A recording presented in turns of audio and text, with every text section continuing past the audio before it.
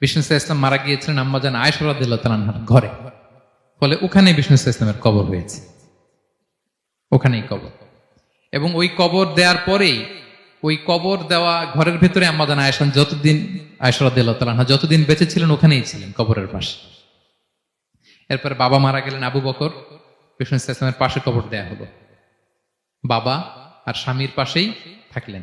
এরপর ওমরে ফারুক মারা গেলেন, ওনারও কবর দেয়া হলো। কিন্তু এখন তো আর বাবা আর স্বামীর সাথে পর্দা নাই, ওমরে ফারুকের সাথে তো পর্দা আছে। তো তখন তিনি, ঘরটা হয়ে গেছে ছোট, 3টা কবরে অনেক জায়গা স্পেস নিয়ে গেছে, এখন অল্প একটু জায়গা, পর্দা টাঙাই দিলেন ওমরে ফারুকের সাথে পর্দা হিসেবে, ছোট্ট একটা জায়গায় যতদিন বেঁচে ছিলেন ওখানটাতেই ছিলেন। ওমরে ফারুক যখন আমিরুল মুমিনিন খলিফা, তখন ছেলে আব্দুল্লাহকে পাঠিয়েছিলেন যে যাও একটা অনুমতি আগে থেকে নিয়ে রাখো আম্মাজান আয়েশার কাছ থেকে, যেহেতু ঘরটা ওনার, ওনাকে বলে রাখো যে আমি মারা গেলে যেন আমার 2 বন্ধু মুহাম্মদ সাল্লাল্লাহু আলাইহি ওয়াসাল্লাম এবং আবু বকরের পাশে যেন কবর দেয়া হয়। তো আব্দুল্লাহ এসে বলল, আব্বা জান তো এই পয়গাম পাঠিয়েছেন।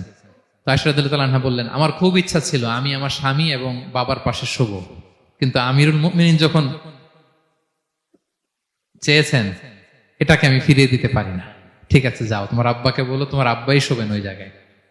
আচ্ছা। তো ওমরে ফারুক আপনারা জানেন অ্যাসাসিনেশনে ইন্তেকাল করেছেন, আত্মাইর আঘাতে, ছুরিকাঘাত করা হয়েছে কয়েকবার, স্টেবিং। এত জখম হয়েছে, দুধ দিলে ওই জায়গা দিয়ে দুধ বের হয়ে যায়, নাবিজ পানি দিলে বের হয়ে যায়। তো সবাই বলল, আমিরুল মুমিনিন আপনি এবার ওসিয়ত করেন, কে হবে আপনার পরে লিডারশিপ, কে নিবে, মুসলিম উম্মাত অনেক বড় হয়ে গেছে। তখন তিনি ওসিয়ত করলেন এবং ছেলেকে আব্দুল্লাহকে আবার বললেন যে আব্দুল্লাহ আবার যাও, যে আম্মাজানের থেকে অনুমতি নাও।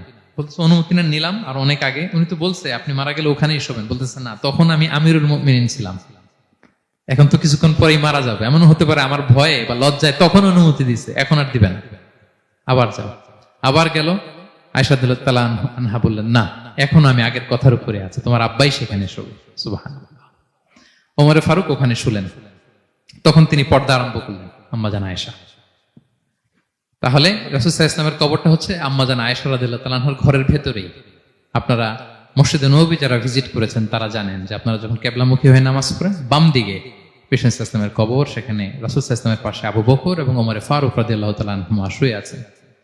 রাসূল সাল্লাল্লাহু আলাইহি ওয়াসাল্লামের কবর থেকে মিম্বার পর্যন্ত এই পুরো জায়গাটা রাউদাতুম মিন রিয়াদিল জান্নাহ, দুনিয়ার বুকে জান্নাতের একটা টুকরা।